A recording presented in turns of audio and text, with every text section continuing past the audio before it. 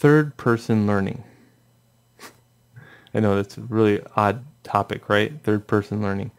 So what I want to do is kind of share with you how I learn, because I think it's important that you see how I learn.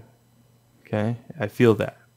Because there's a lot of people that always ask me how I know all this stuff, and I like to show this, but it's a really hard concept to show. This is the ultimate lesson, because it is how to learn, and this is how I learn, but that sounds egotistical, right? So I don't want to say I know everything and I can learn everything. It's just I want to show you how I learn, and maybe you can make the distinction yourself. So I'm a teacher, and I constantly have to teach students, and I always have to constantly think to myself, what if I didn't know anything? I didn't know a thing. And we're, as teachers, under that perception. The student does not know anything, but they actually do. They know some stuff because they drag it in. They've been told stuff, and they've learned stuff, and it's always those two. They've been told or learned it and learned, but it's very rare that they learned it on their own. Very rare. Usually it's been told by another person, like another teacher, and it's been, or they looked it up in a book or the internet. So as I'm trying to learn, I know those two things. And I'm always developing lessons. And by developing a lesson, you're actually learning through a third-person perspective on things. And if I always try to treat it that way, that's a very fast way of learning. So here it is. I need to teach a student how to find the printer margins on a printer. That they don't know what a printer is, or they might know what the printer is, but they wouldn't know the margins until they looked it up. All right? So how would I do that? They don't know a thing.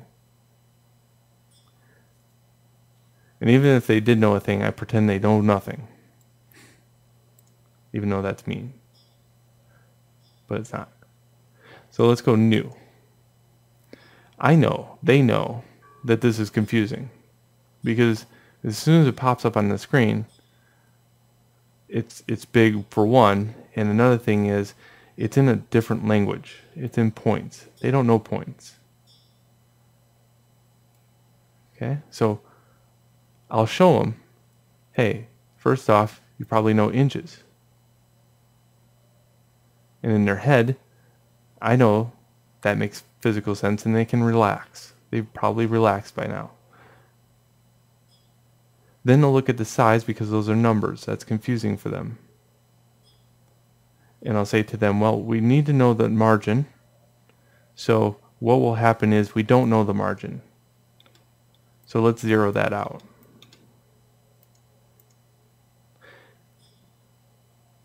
Now, they'll recognize maybe a piece of paper is 8.5 by 11. Maybe. But then I'll say a piece of paper is 8.5 by 11. 8.5 by 11. And hit OK.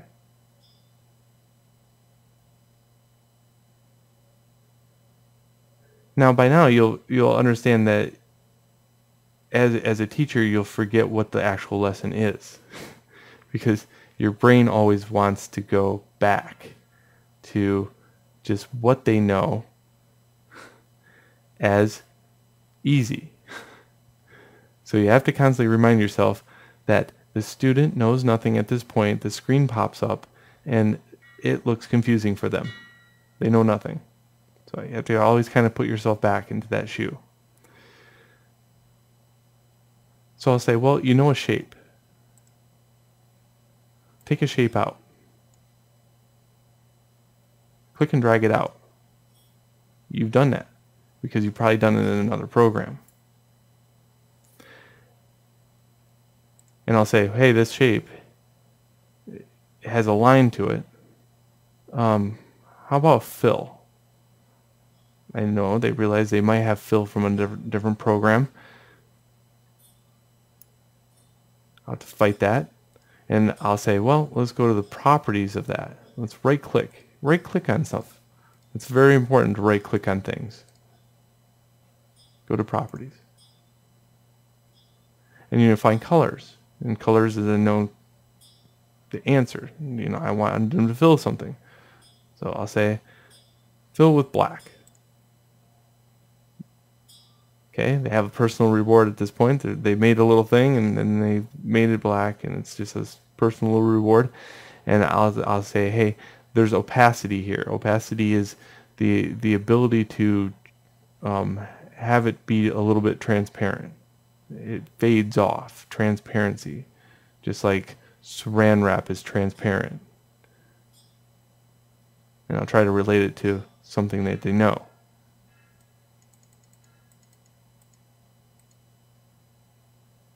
I'll say, lower that number down. Try it. Print this off. Okay, they don't know what printing is. So how do you know that? How do they know print? They'll hit print, and they'll ask the question, what printer and what is this thing? I'll say, ignore errors. And this pops up, which is scary. And then they'll lower it down to something like, and they'll ask the question, what printer do I use? And I'll say, well, the printer is called this.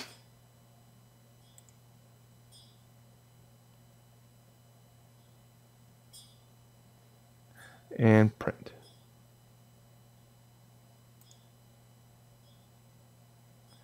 So they'll print that and they'll bring it back, and then I'll ask them to measure it. The distance between the outside and that border is the margin. So I make them do that. By me physically walking myself through as a student and trying to guess or perceive what they are thinking in their head while I'm doing that is how I learn all of my stuff. It's through a third-party perspective of things. All right. And I do it naturally because I'm a teacher. I don't.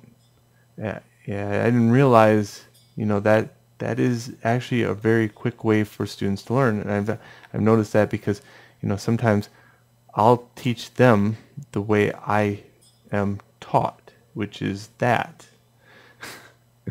And the ones that do walk through, even through small examples like this, it starts to click in their head how to learn. And that's why I wanted to share it with you. Maybe it's a way to have you be able to learn too. Or it might sound crazy. But I'm okay with that. Because I can learn. So, I hope you enjoyed the very confusing third-party learning method. Enjoy.